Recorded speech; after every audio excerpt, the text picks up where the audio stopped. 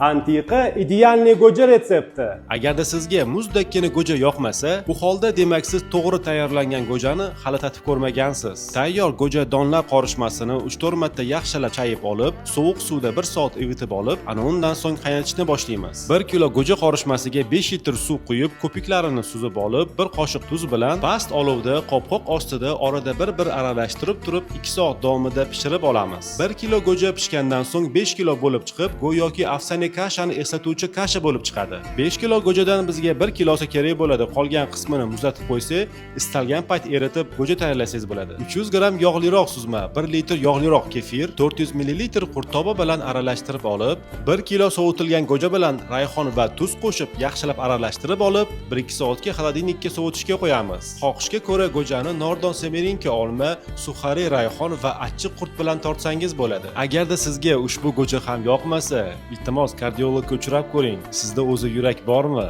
Albatta bu hazil.